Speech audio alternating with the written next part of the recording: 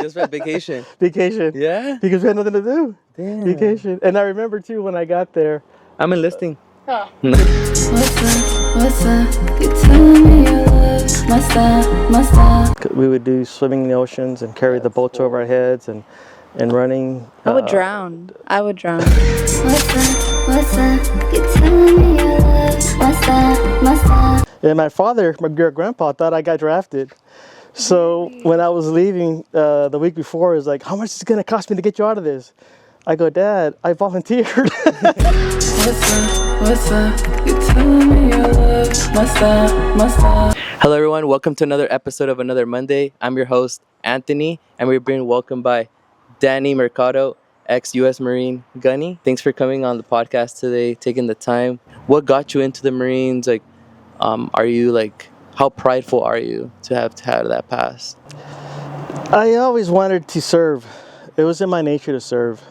And since I was a little kid, and one way I found out a good way to serve was to join the military. And I lived in a home where there was 12 of us with only 3 bedrooms and 2 bathrooms. So the sooner I got out, though, was better for all of us. Yeah.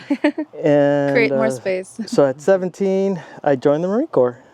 And my father, my grandpa, thought I got drafted. So when I was leaving the week before, he was like, "How much is it going to cost me to get you out of this?" I go, "Dad, I volunteered." He goes, "No, you did?" Because yeah. So then he says, "Well, good luck." And that's how I ended up in the Marine Corps. You weren't scared in any moment Signing? like once you signed? Because I mean, personally, I don't know if I'm just a wuss or whatever, but there's always thoughts like when you're 17 or 18, I think all males need to enlist their names like when you're voting. I'm not sure the exact terminology, but I'm like, damn, what if they were to call me like next week? I would be like kind of scared. I'm like, to lose my life, to get shot at, to get like kidnapped or kept like hostage or whatever. So did those thoughts go through your head, or you're more like, did you get any of those thoughts? When you're following your path, Yeah. you're in sync. Uh-huh. And when you're in sync with your path and you know it's what you want to do, any obstacles that are there are no longer obstacles for you. They're just places where you need to get through to get to where you want to go, basically. Mm-hmm. So those thoughts weren't actually in my head when I first joined the military, because I was really happy to be in the military. Really? And I think that goes for anybody. For example, like if somebody goes, "You need to go to college to become an engineer," or "You need to be a lawyer," and then you find out, it's probably a lot harder if I do something else, but I'll be happier. Yeah. You know what I'm saying? You don't think of the obstacles. You just look at where you want to be. Yeah. And when you follow those vibes, people around you help you get to that point. Yeah. Because you're setting out a lot of positiveness to the universe, saying, "This is where I'm supposed to be. Yeah. This is where I gotta go," and everybody helps you. Versus you're trapped someplace and it's tougher that way. Yeah. So I know when you sign up for the Marine, you need to go through training, to test. Is it possible to fail a test aside from the drug test, obviously? But like, we're training physically wise. Yes, and it's a good feeling because you know that when you went through the training, you were one of the best to make it through. And there were some cases where people try to commit suicide to get out of there. No. Yeah. What? For what reason? He's stressed. The funny thing is that he cut himself with the razor blades of the shaving this way. Yeah. And the drill instructor was really pissed off. And They made him run. No, he was mad because he did it the wrong way. He said the next time you want to kill yourself, do it this way, not that way. And now I have to clean up all this mess. And then he made him run to the hospital. And Couldn't even do that right. And we never saw him again, basically. No. And then there were other cases where people just couldn't adapt well to the military. And it's not a bad thing. I mean, it's just that he wasn't in the right path, Do they yell at you, or do they yell at you in those trainings? Because I've seen YouTube videos on the training. Like, did you go through that, or is Yes. that just all No, like fake? it's not fake. It's not fake. It's part of the situation where they want to see how you react with stress. So you got we call them DIs, drill instructors, telling you one thing, and then telling you a different thing. It may sound at the same time, and they want to see how you deal with stress, because under stressful situations, we need to fall back in our training, and the best way to do it is to do it under stress. And sometimes it could be easy as lack of sleep, and just being yelled at or physically exhausted because of all the exercises they put on you to get the end result what we need to be as when we come out as Marines. What was the worst thing that they've said to you? Something like, because I know you said that they have to put you under stress, they yell at you. I'm assuming they degraded the people who are training as well. But do you remember something that was said to you that stuck with you? They did discriminate because I went in the boot camp in the 80s. Oh, okay. So I grew up with kill a commie for mommy. What does that mean? It's just a saying, communism is so bad that your mom wants you to kill one of them, basically. Kill a commie for mommy. So my indoctrination in the Marine Corps was based off the Cold War. So our number one enemy there was Russia, believe it or not. Look where we're at now. Yeah. And he requested that all of us visit a spiritual house of worship. And there was a Where's that at? Well, either you could be Catholic, Christian, Oh, okay. Jewish, Yeah. So we all got separated, and then we knew where to do. Every Sunday we had to go, and there was a small group that were atheists that didn't believe in God, basically. And the drill instructor just made them physically exercise until they chose a different religion. Dang. And then there was this one last guy who wouldn't give up. His name was Bettner. You still know him to this day? Oh yeah, because I can remember his name because he was grave and he wouldn't give up. He said, "Sir, the recruit doesn't believe in God, sir." And then you got to choose one, Bettner. You got to choose one, Bettner. And he never chose.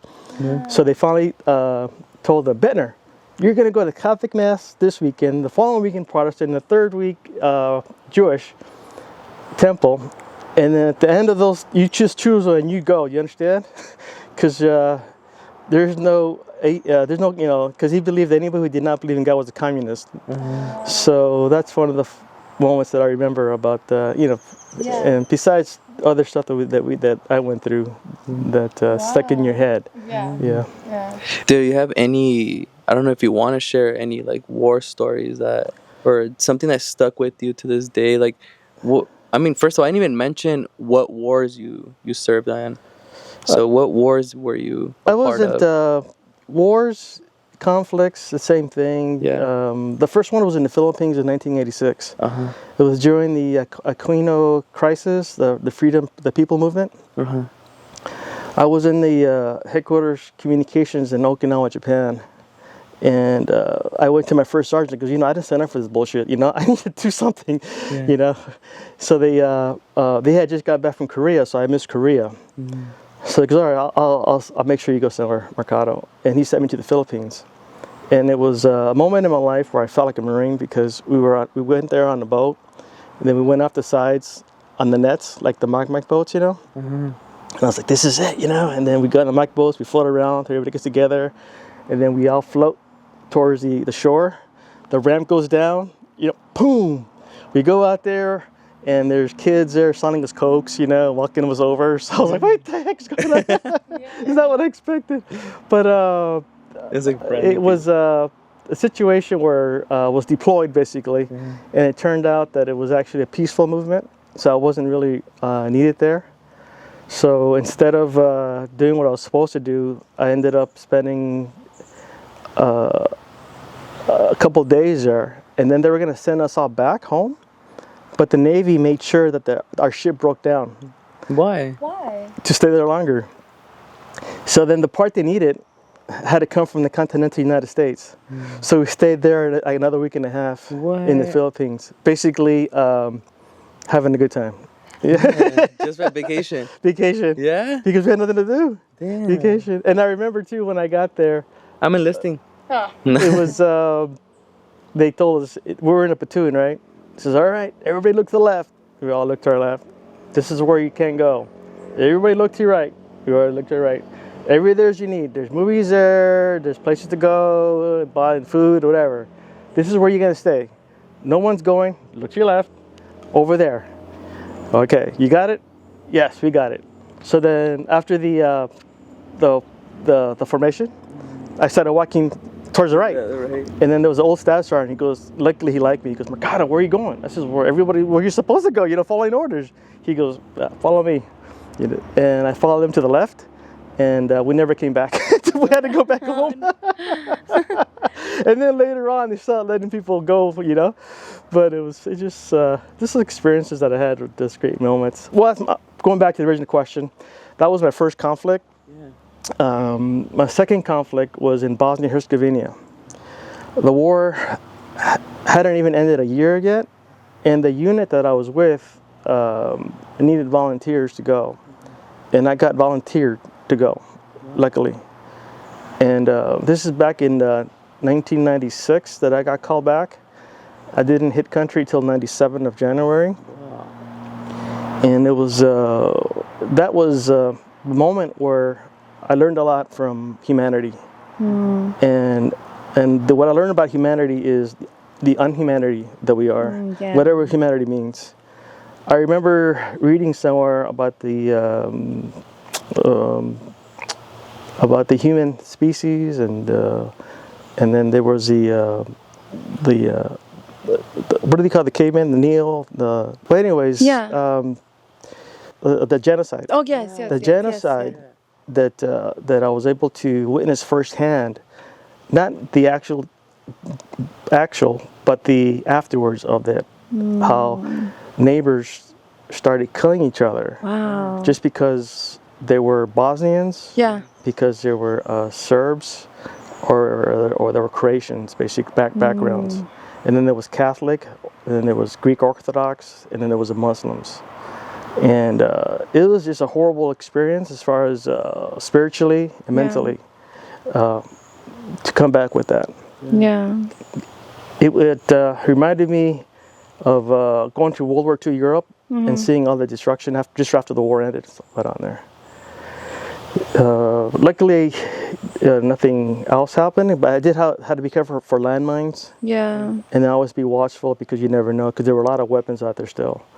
And so we got to make sure we were always alert. How were you able to look out for landmines? And because I know they're going to try to cover it so you can get stuck in the trap. So how would you look for those traps? Well, sometimes those traps have signs, mines. Yeah. Oh my God. Yes. So, because I'm over here thinking that they're gonna hide. Well, the war had just ended. Oh, it had just now we had to worry about what they left behind. Okay. Let me give you an example. There was a young boy there who told us he found mines or something. I don't know what it was, but we ended up in a minefield. Oh. And being my gunny at that time, I was only a sergeant. We looked at each other. Did that say mines? Yeah. It's just, we're in a freaking minefield. The kid walked us into a minefield. Whoa. No big deal. Yeah. Because they actually trained us what to do. Yeah. Basically, go back the same way you come back. Okay. Yeah, it's no big deal. And so it happens. And also even simple accidents. At that time, people were getting killed on the road. Yeah. One time we were traveling back and forth in the Bosnia-Herzegovina's mountainous regions in it. And then one time I made a turn on the Hummer. And then one time when I turned, my vehicle, the Hummer, started spinning. I'll see the side of the mountain, and I'll see sky. Side of the mountain, then sky. And there's nothing you could do, And luckily we ended up at the side of the mountain. And the funny thing about it was after we stopped, it was me and the gunny and interpreter. We didn't say anything to us. I just started back the vehicle and kept on going like nothing happened. And it wasn't until after we talked about it and laughed about it. So there's always situations besides actual combat, that gets people hurt, and you have to be aware.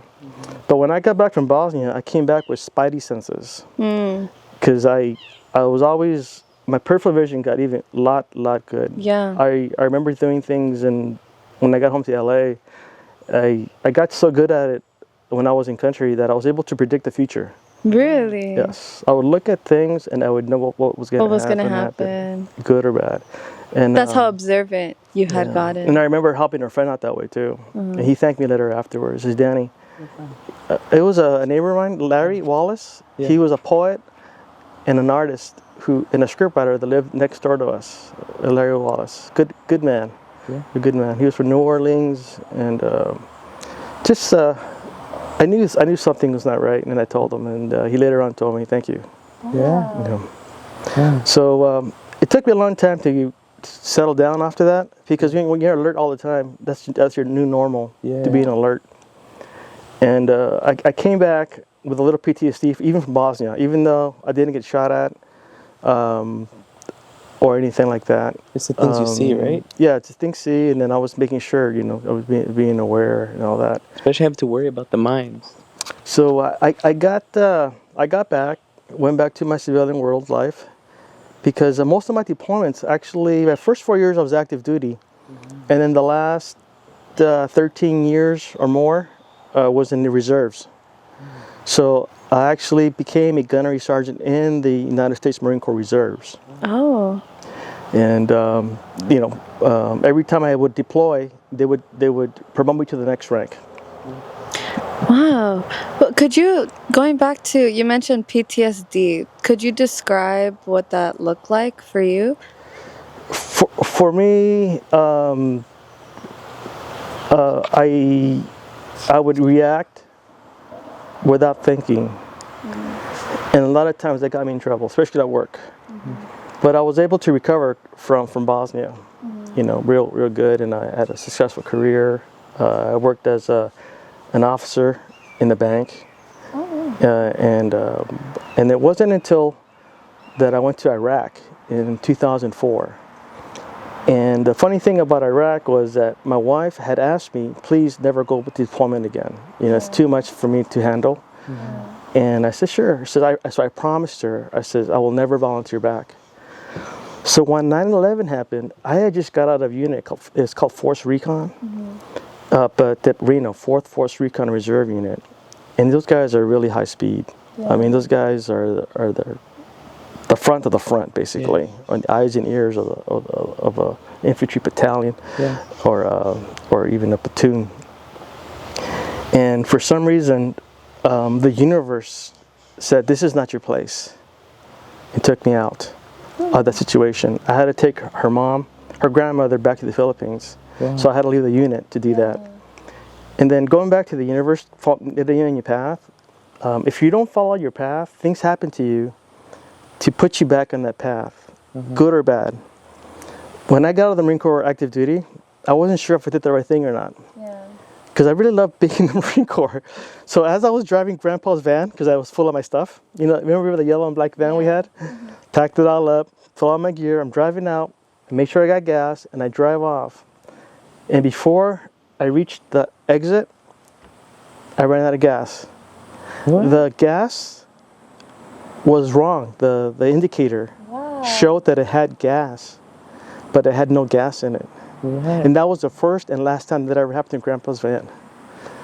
So it was a sign. It was a sign that, hey, this is not your last rodeo here with the Marine Corps, And so I finally, going back to Iraq, it was already like, I could have been 2000. I'm like almost 40 years old. I was overweight, remote control in my hand. I was working for the bank as an officer.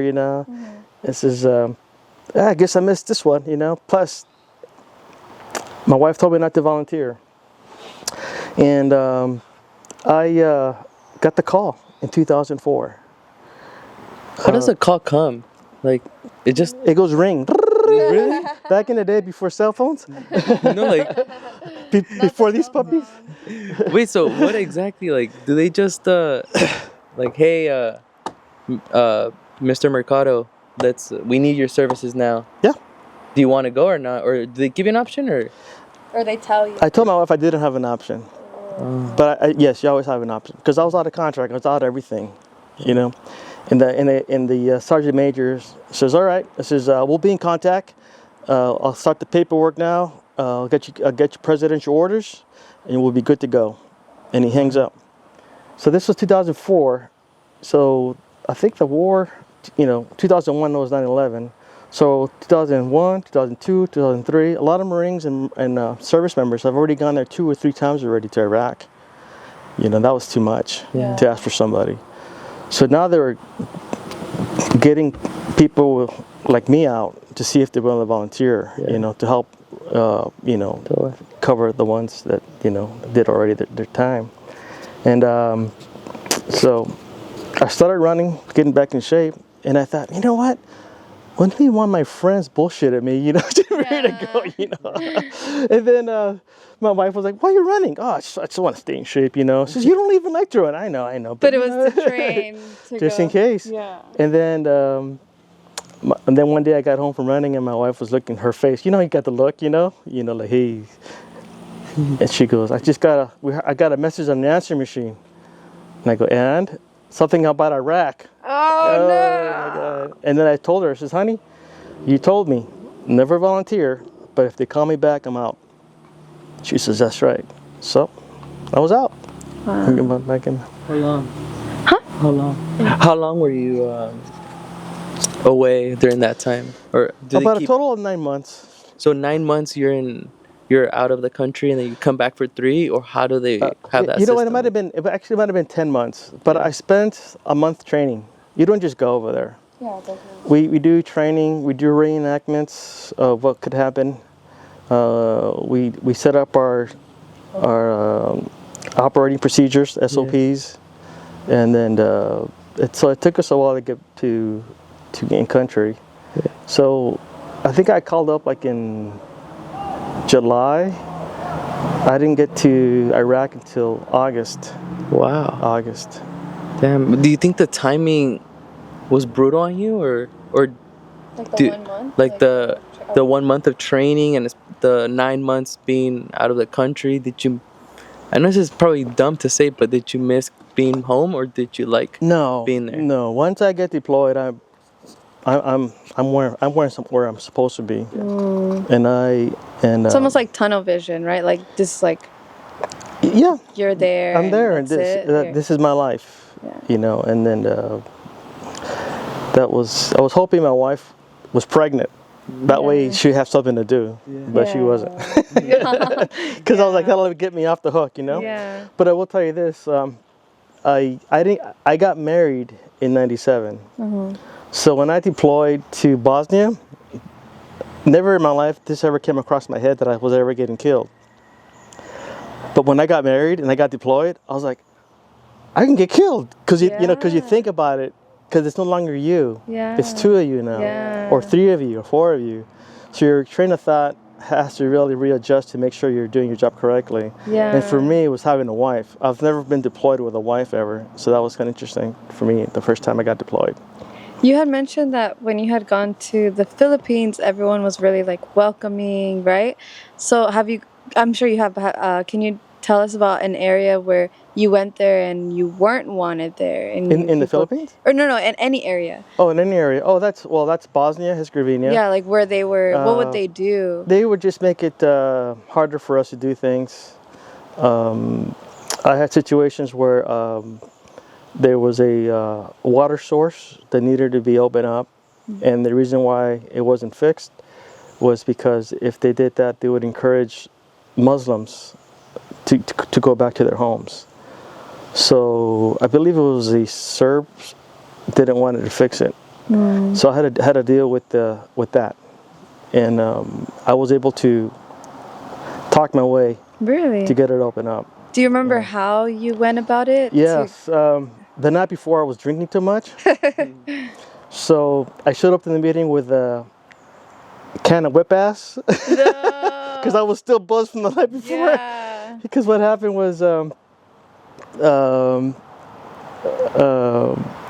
was at artillery unit, British artillery unit, Sandham's Coy. And it got so crazy that they were telling me that it created a riot almost. No way. Because I ended up at the, because I Wait, was that you created a riot? at the base. No. We had the guys go out and do things that they weren't supposed to because like they felt threatened by these people. So they went back and make sure they never got threatened again. And then at the inside the base, we got too crazy. We were it was not a good thing for the commanding officer of the artillery unit. In fact, I would have gotten in trouble. Yeah. But the sergeant major loved me, and that morning, the sergeant major aide came to my room. You know, we lived in metal Connex boxes inside a factory. Say, Danny, says, last night you were here, right? And I go, no, Danny, you were here last night, right? I go, no, Danny, you were here last night, right? I go, oh yeah, I was here. You're like, oh, I forgot. But it was funny because there was, anyways, because of that, I went to the meeting. I did things that I would not normally have done, and because I did those things, it happened that we got the part, we got it fixed, and we got water. What did you do? What kind of things? If you don't mind sharing. I don't know. I couldn't specifically say what it was. Yeah. But I didn't give a shit, you know? Yeah. It's just when you go in there with all your cars, or like they think you have all the cars, you act like you have the cars, right? Yeah. And whether I had other cars or not didn't matter. It's the way I acted. Yeah. And somehow I was able to turn the guy's situation around and get. Yeah. Well, we have a photo of you that we would like for you to explain what this is. Do you remember this moment? Yes, I remember that moment. How old were you? This is in 2005. 2005. So that's Iraq? That's Iraq. That's me, Welsh, Shaw, and I forgot the guy's third name because he wasn't really part of our team. He was with public affairs. Okay. And so the guy with the tattoo on his arm, I could follow. I know his name because I have it around, but I can't remember it on there. But all that money you see there, we used to help rebuild Iraq. We tried to help rebuild Iraq, and that was part of my job. With me and my team, I had an interpreter, and I had a guy back full of money with me at all times. And we would go to civilians, leaders, community leaders, and ask them how we could help them, to get things going. And just like in Bosnia, the same thing with Bosnia. I had the same picture with me by myself with a lot of money with a cigarette in my mouth too. So I had to keep the tradition. Yeah. And in Bosnia, I was able to help a lot of people open up small shops, but I made the mistake of bragging to the mayor about it. Because when the mayor found out that I gave money to the local mechanic shop, I was able to bring in potatoes actually for their farming industry. I sent out letters out to different embassies, and the German embassy donated thousands of kilos of seedlings. Yeah. Because where I was at, there used to be a potato chip factory basically. So all the people there knew how to farm potatoes. So they one of the Muslims and even the Croatians over there asked so they can plant again. Yeah. And then I was able through that coordination help the community. I wonder. I think about it. This is back in 1998. If my potato farm is still going on. Yeah, right? Well, it's not mine, but their potatoes helped out. Yes. Yeah, the one you helped create. Yeah. And but that's why you see a lot of money with us. And then it's funny because those guys that was like their first time. This is like my second, third time doing things like that. So it was my idea to play cards with real money. And it was funny to watch people walk in, like what are you guys doing? What are you guys doing? You guys gonna get in trouble, but that's what the money was for. Yeah. And yeah. That's nice. Yeah. Also, there was my grandma. I heard she had said she had received a letter from people like thanking her for giving birth to you, because that they had, I don't know if you knew this or if you were aware, but that they mentioned that you had saved their life or in some way, shape, or form, and they were just giving gratitude to her. Do you recall any moments? No, No. that you had to save No, somebody. you know what? Going back to where I was talking to you and your mother about even Nathan, the story that I saved his life from a jacuzzi from drowning. I don't even remember that. You know, I don't. You know, it just it's something that we all talked about. We have to be aware of how we got to be careful what we say, because you just don't know how it can affect someone else. It can inspire somebody to do great things, or it can inspire somebody not to. So I try to stay positive and be careful what I say than I normally do. And I'm glad you shared that story with me, Did you? because it reminds me, you know, stay positive. You put on there, you know. Were you aware of that? That grandma had received? No. No. So that was curious. Do you, if you remember a time saving anybody, or maybe like if someone there was a crossfire and you pushed somebody out of the way? We were involved in situations where we got shot at, situations where our EIDs, What is that? EIDs, improvised explosives, improvised explosive, IEDs, improvised explosive devices. We were one time going through an S curve when you have to slow down, and as we were slowing down, luckily somebody said, "Hey, what's that?" So I slowed down even more, and so the because I did that, the timing of the IED was off. And instead of damaging our vehicles or one of them, it landed in between one of us. So it was on accident that somebody said, "Hey, what's that?" And I looked, because I was driving. And then I do remember after that, we did a lot of things afterwards, and we actually caught the guy who did that. What do you do to the guy when you catch them? We just arrested him, and they took him away, and he got. Prosecuted? Probably the intel, human intelligence, and then they were able to find a lot of things at his house, like remote controls for garages. There's no garages in Iraq, and things like that. Yeah. So in that sense, what we did probably help, you know, future IEDs in that area of operation. Sorry. Have you experienced anybody getting tortured, or you yourself getting tortured? No, but I've known people who got killed, and I remember telling the persons, "Hey, the people that I knew that got killed were basically Iraqis.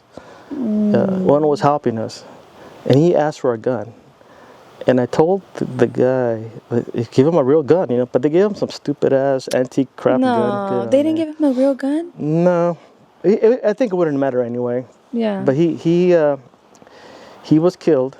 I remember that, and that was a sad day for all of us. Because he was helping you guys. He was helping us, yeah. And then also my interpreter, he got assassinated actually. Oh no. He got assassinated. My interpreter got assassinated. Yeah, for him, I remember I was driving him, and he was well respected. Even the commanding officer there respected him a lot. And then I was thinking, wow, I got this guy. I'm gonna ask him so many questions, you know. I can't, but not now. I have to do my job. But my job was to protect him basically, because I was a driver, and I never had a chance to ask him anything. What would you have asked him? I would have just got to know more about the country and more about him, and why he was helping us. And Do you recall his first name? Brezhnev? Brezhnev. Yeah. And I know that when you're there, you're also with civilians. Were there any civilians that were also got caught in the war or in, you know, with it? Did you see that firsthand? I did, and in Bosnia, it was luckily it was not my AO, but it was in the other area of operation. that an old couple got assassinated, and that happened in Bosnia, and we're worried about the team that was in that area of operation because they knew of that couple, and to me, they were like a sacrificial lambs, I think, because they were old and they figured, you know what, if we kill these people, it's better than killing somebody young, but it'll show that we mean business or where we stand, I think. Yeah. So it's kind of, that's why I thought about it. You know, why did they choose these old people to kill them? You know, it doesn't make any sense. People do stuff that just doesn't make any sense. Luckily, when I was in the unit, 3rd Battalion, 1st Marines, and they were in the Battle of Fallujah back in November. Battle of Fallujah 2. What year is this? This is 2004. 2004. And they had asked us where we wanted to be, because I could have gone anywhere. Because when the battle starts, they'll put you where you want to be, not where you want to go, but where the best place for the unit for you to be. Yeah. And they asked me, and I wanted to be in the front, basically, but I was in a team, and I felt an obligation to stay with my Marines, you know? So we were, on the day of the battle, on day 0, basically, day 1, we shipped out that night. And on the way over there, one of our interpreters got run over. No. Yeah, because we were getting... He survived? He survived. He was fine.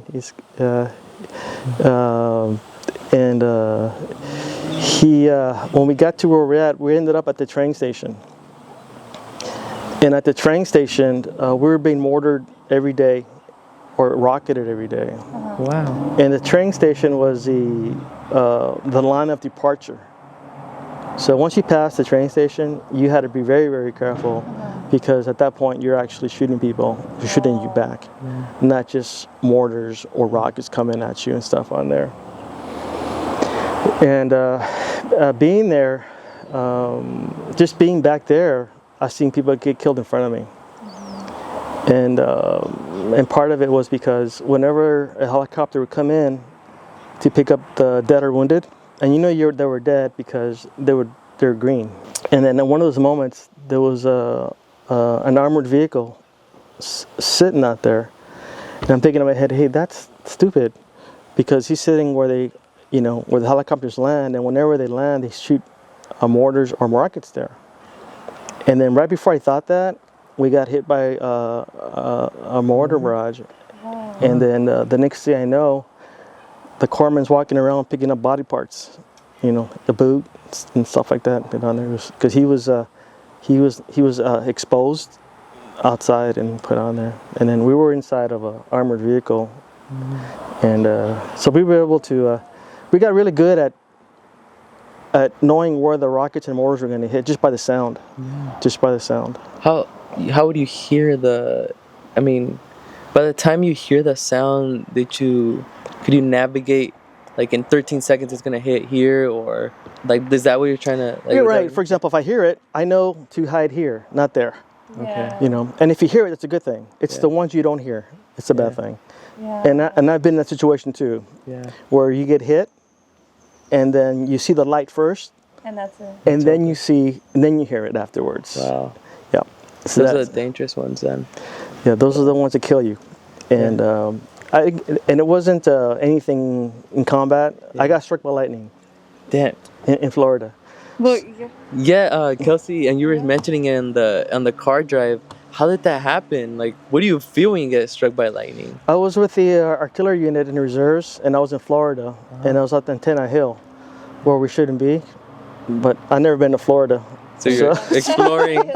So now I know how it feels. Because I told myself, hey, I feel electricity in the air. I don't think we should be doing this. And then I remember my buddy Lee says, yeah, I don't think we should be here.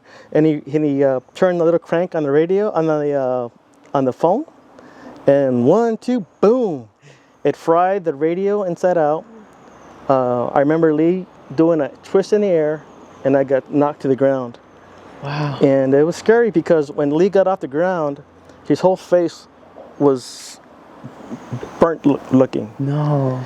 And I looked and I said, oh my goodness. So when I tried to get up, they told me, no, you stay down, you know? But it turns out what I saw was the sand from there. Oh, so you thought it was... Yeah, I thought it was put on there, but it wasn't. And then, so me and Lee ended up in the hospital for over 2 or 3 days. And I was happy too, because Florida's miserable, hot, humid. We're there in the summer, and it rained every day. So your full uniform. Yeah, you doing your test. So I was in the hospital. Oh, thank you. I got struck by lightning. AC. And then thank you. And then not only that, but because I was alive. See, hear the birds? Hear them? Yeah. Hear the wind, the cars, even the noise of them just passing by. I got really, really good at, wow. I could hear the butterflies' wings. I could hear the winds hit the leaves kind of deal. I was not, like, wow, I'm alive. And, because you could have died. yeah, People die from getting I could have hit. died, luckily.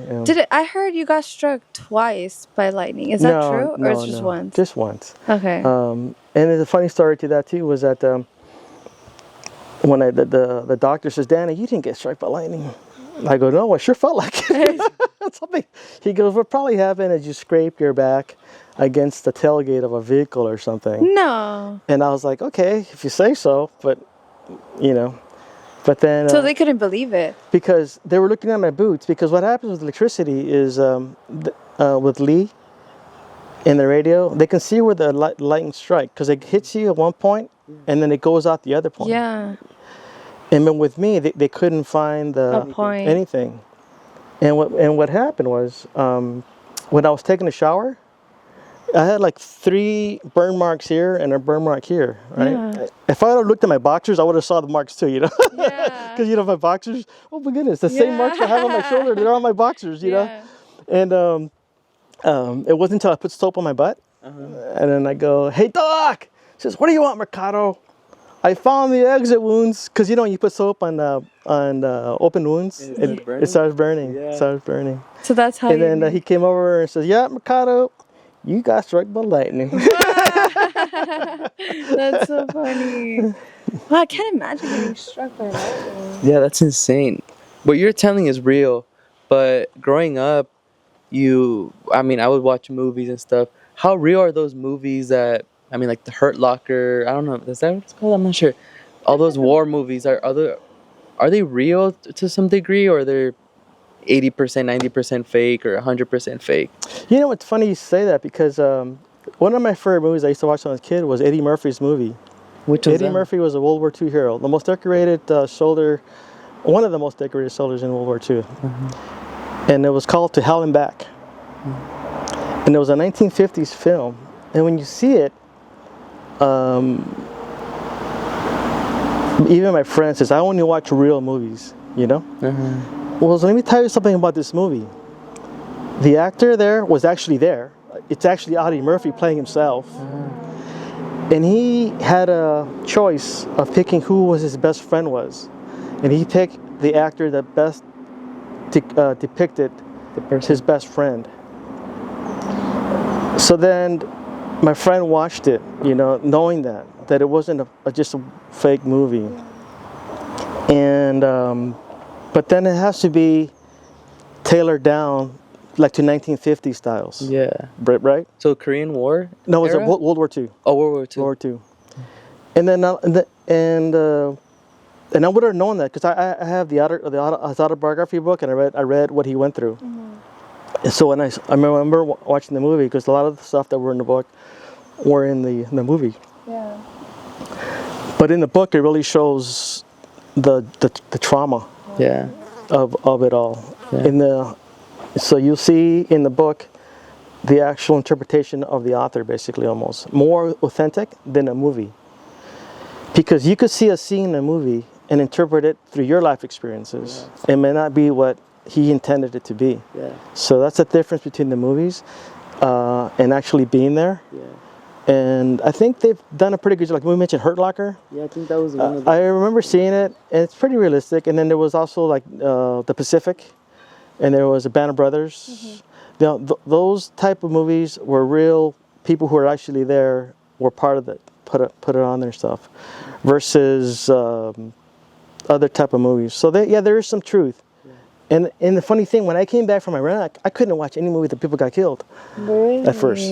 Wow. Because you would watch an action flick before I would watch it, and then people would die, right? But it didn't affect me. Right. But then I would watch a movie. It could be something like a PG movie where they're shooting people or something. It was like a Disney movie even where people getting killed or something. And I was like, and then all I was thinking in my head was, they're killing people. Yeah. They're killing people. They're, you know. And I was like, and it was hard for me to watch people getting killed in a movie. You know, it took me a while to get over it. It's just a movie, but it's something I had to work through.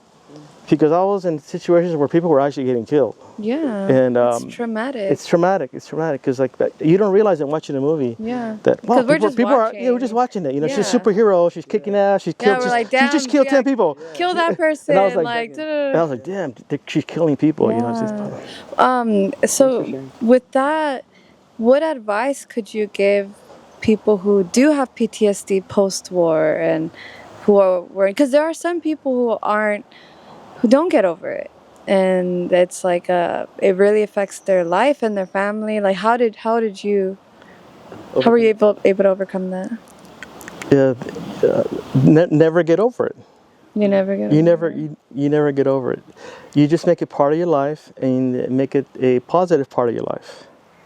There's a veteran here, 80 years old, Vietnam veteran. Here, like in the area? Yeah, he's across a couple houses down. Oh, He's in his 80s. wow. He finally is at peace. Oh, And he wished he would have done it better. yeah. Because Like he sooner? had a good life, Yeah. professional, successful. He's retired. He drives one of those electric cars, you know, those Elon Musk cars, you know. Yeah. But a lot of the stuff that you come back with changes you, and it changes all of us. If, for example, you coming here and visiting me, you're gonna come back happier people, right? Yeah. No, definitely. Yeah. Because you were here, Yeah. right? So it's just. Yeah, that's all I gotta say. But if do you think there's enough resources? Yes, For yes. yeah, you that there's enough help. It changed. It changed. Yeah. Yeah. When I got here, I owe my gratitude to the Vietnam veterans, who basically had to fight to Yeah. get what was. The resource, the tools, and rather than okay, you're done, bye, and then they just send you off, right? It was because of the Vietnam vets that when we went to war or in a conflict and came back, that we were treated with respect and we got the help we needed if we asked for it. That's a key point. You have to ask for it. Because when I got back from Iraq, I checked all the boxes. Okay. Were you ever involved in this? No. You ever involved in, you know, I just said no. Because if you say yes to anything, you might say that longer. So I just marked no on everything. I'm okay. You know, and that wasn't true. You know, that wasn't true. I mean, it was and I thought that it wasn't really going to affect me because I already been to Bosnia. I know what's going on. But in Bosnia, I saw the after effects. In Iraq, I actually saw everything. Yeah. And it's a different level. At that Do you wish point. you had checked off yes? You were honest? No, because my wife was telling me to come home now. So she was like, get your ass over here.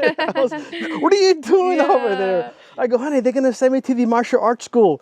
No, you're not. no. You're coming home. I said, oh, God, okay. She missed you, that's why. Kelsey was telling me that you don't like when people say Happy Veterans Day. Or, I mean, is that true? And if it is true, like, elaborate a little more why you think that way. That was part of my PTSD, I think. Okay. And a lot of it was, I felt that I was getting a lot of lip service versus actual help. But then I found out to it to be not true. So I even thank veterans now. Yeah. You know, like I see veterans out there, and I'm not wearing anything. They don't know if I'm a veteran or not. I just thank them for their service. And I think it's important recognition So when somebody thanked me for my service, the first time I got over it, like, hey, wait a minute, this guy's actually probably sincere, not just lip service. You're right. You probably felt like, oh, they're just saying that, like, nah. So one time I said, "You're very welcome," and he was like shocked because I said, "You're why not?" He says, "You're welcome. Thank you for your service. You're welcome." Yeah. With that, I wanted to segue like into like thank you for your service and everything you've done. Like, I have no one in my family that served, so meeting you and seeing you and learning more about you and learning more about the Marines and the military, you like learn to have a little more. I mean, I already had respect for them, but even more respect for them were in a lot of avenues that they had to go through. They leave their family behind, and like they're going to a different country and put in the country first. So like it's just a different perspective to see it, and like thank you. I really appreciate it. Mm-hmm. Yeah. I have one last thing I want to say is the training. I know I'm gonna go back to the training to get She wants to to the war. I honestly I mean, you go through some hardcore stuff. Do you think that really prepared you for the war? Yes, Yeah. yes. Like, you think that would you say there needs to be changes, there needs to be more training, or you think it was perfect how you went through it? It was sufficient enough for us to do our jobs. When you're in a situation, it's, for example, you get trained to be an accountant, Yeah. supposedly, and then you work as an accountant, and it's like way different than Yeah. they taught you in school. The same thing. You're like, I wasn't trained for this. They teach you the basics, basically. Even though you go advanced training, it's always still basic until you're there, and then you become an expert after that. After What was being the there for a while. hardest training you had to go through? The hardest training was probably with Force Recon. We would do swimming in the oceans and carry the boats over our heads and running. I would drown. I would drown. I would have drowned. You'll see the barrel just slowly going down. You said a barrel? You would hold a barrel? No. One of those rubber boats called Kodiak boats. Oh. We would hold it up in the. Oh over our yeah, heads. you would have seen me sinking. And then we would have races. Oh my god. And then their saying was, "It pays to be a winner." So in this race of, like, say there were 4 or 5 of us, whoever got to that spot first got to rest first. So we had to wait till everybody got there. As soon as the last boat got there, we got up and went again. Oh no. So it pays to be a winner. Wow. And one thing I learned about carrying a Kodak over my head was teamwork. Because I remember I was one of the senior guys. I was the oldest guy there. Everything was like they're like 18, 20. I was like in my 30s already. 30, I was an old man. And then there was a young Marine, really good Marine. Says, I'm not doing anything, because he wasn't feeling the weight. And I was like, so he was feeling guilty about it. And I was like, hey, that's a good thing. He goes, you don't feel anything? He goes, no. Okay, everybody rotate that position. Every once. So then when somebody got tired, he would say rotate, and he would go to that spot. Wow. And then this guy got tired, rotate. And we all rotated, and we always came first. That's awesome. So you figured out. Wow. We figured out. Yeah. Teamwork. Yeah. If somebody's not doing something or not doing as much, it's a good thing. It could be a good thing. You can use that as reserves. Another thing that I learned was attitude. Here I am carrying this Kodiak boat, and then sergeant, I remember the sergeant, good sergeant, he looks at me and says, you're not pushing hard enough. You're not doing enough.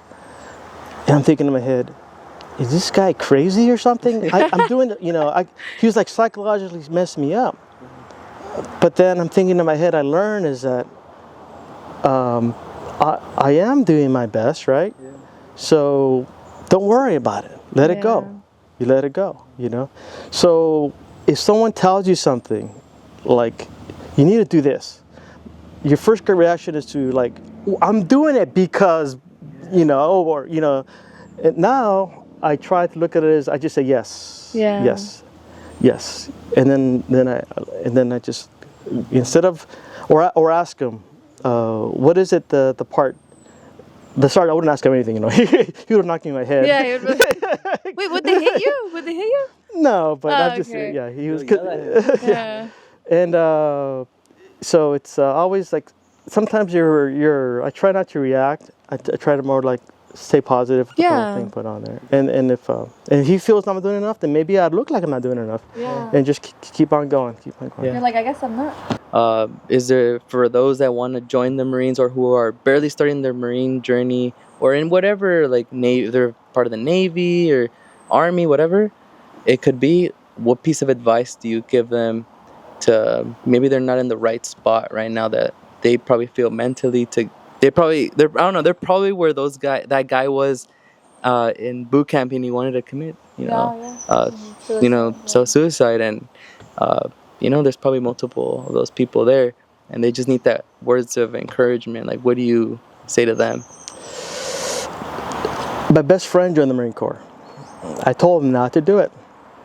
He ended up in Guantanamo Bay, Cuba.